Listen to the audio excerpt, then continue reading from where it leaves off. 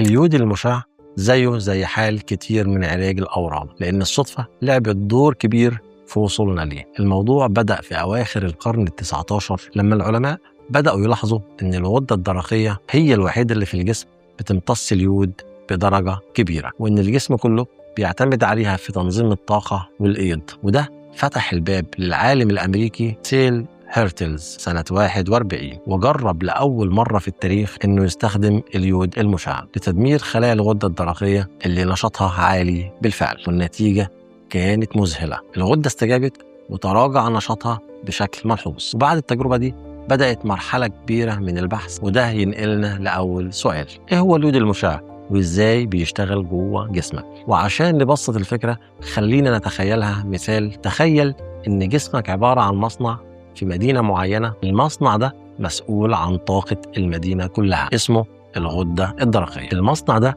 بيشتغل بنوع واحد بس من الوقود وهو اليود. فلو جبنا يود عادي هيروح للمصنع ده مباشرة، لكن لو اليود ده كان شايل طاقة مشعة هيدخل المصنع ويبدأ يأثر فيه بشكل دقيق جدا. وده بالظبط اللي بيحصل في جسمك. اليود المشع بيدخل جوه جسمك عن طريق كبسولة أو عن طريق الشرب. في خلال ساعات تقدر الغدة الدرقية إنها تمتصه مباشرة، لأنها ما تعرفش الفرق بين اليود العادي واليود المشع. وبعدها الإشعاع بيقدر يدمر الخلايا الزايدة أو المريضة في الغدة من غير ما يأثر على أعضاء تانية في الجسم. يعني ببساطة هو علاج بيوصل بدقة لمكان واحد بس، مش محتاج لا جراحة ولا تخدير. وده ينقلنا للسؤال التاني: إيه هي التجارب الأولى وإزاي تطور العلاج ده؟ بعد تجربة 1941 العلماء ما استنوش كتير. في الأربعينات والخمسينات بدأت أبحاث موسعة على استخدام اليود المشع في علاج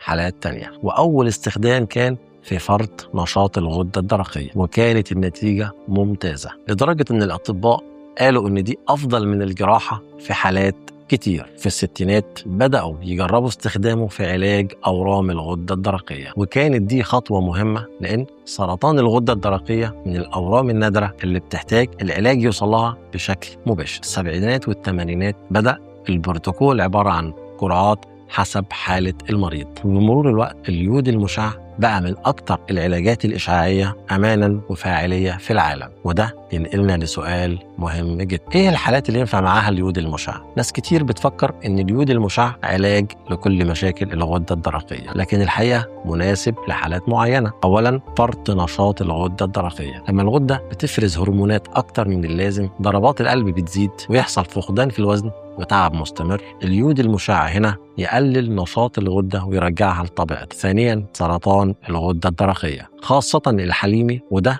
من أكثر أنواع سرطان الغدة الدرقية انتشاراً. اليود المشع هنا بيتم استخدامه بعد الجراحة عشان يقضي على أي خلايا سرطانية متبقية جوه الجسم. ثالثاً تضخم الغدة الدرقية. لو التضخم ده مرتبط بفرط النشاط اليود المشع بيساعد في تصغير حجم الغدة. ونيجي للنقطة اللي بعدها: ايه هي الآثار الجانبية لليود المشع وليه بتحصل؟ زي ما قلنا اليود المشع بيروح للغدة الدرقية بشكل مباشر، لكن مش معناه ان ملوش آثار جانبية خالص، وخلينا نتكلم عنها بوضوح. اولا جفاف الفم وقلة اللعاب، لأن الغدة اللعابية ممكن تمتص جزء بسيط من اليود، وده ممكن يعمل إحساس بجفاف مؤقت. ثانياً ألم أو تورم في منطقة الغدة في الأيام الأولى من الجرعة. ممكن يحصل التهاب خفيف في مكان الغدة نفسها، وده طبيعي وبيكون بشكل مؤقت. ثالثاً غثيان خفيف. بعض الناس بيحسوا بغثيان في أول يوم أو في اليوم الثاني وبيعدي لوحده في الغالب. رابعاً قصور الغدة الدرقية، وده من أكثر الآثار الجانبية شيوعاً على المدى البعيد، لأن اليود المشع ممكن يأثر على الغدة الدرقية إنها تكون خاملة. وهنا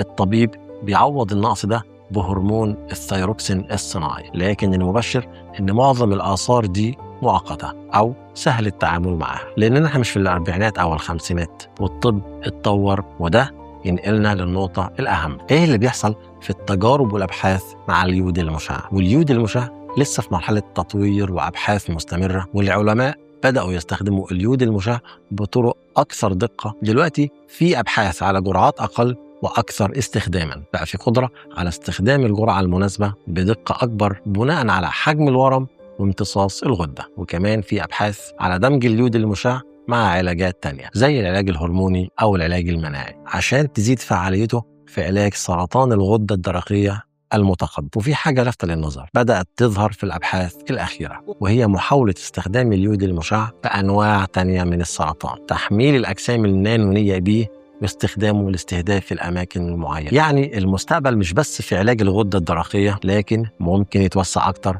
في أنواع تانية. وده ينقلنا للجزء الأخير، نصايح مهمة لو بتتعالج باليود المشع. أولاً، اتبع تعليمات الطبيب في النظام الغذائي قبل الجرعة، لأن في الأيام اللي قبل الجرعة لازم تقلل اليود في أكلك عشان الغدة بتكون محتاجة لليود المشع وتمتصه بأعلى كفاءة ممكنة. يعني تبعد عن السمك، المأكولات البحرية، الملح المعالج. ثانياً، البعد عن الحوامل والأطفال بعد الجرعة. الجسم بعد الجرعة بيطلع إشعاع خفيف لأيام، فالأطباء بينصحوا بالابتعاد عن الأطفال من مدة من 3 ل 7 أيام على حسب الجرعة. ثالثاً، اشرب مية كتير جدا. المية بتساعد الجسم إنه يتخلص من الكميات الزايدة من اليود بشكل أسرع. رابعاً، كمل في متابعة التحاليل بعد الجرعة. كتير من المرضى بعد ما يحس بتحسن يوقف المتابعة، وده غلط، لأن الطبيب محتاج يتأكد إن الخلايا السرطانية اتدمرت بالكامل ومفيش أي نشاط متبقي. وفي النهاية، اليود المشع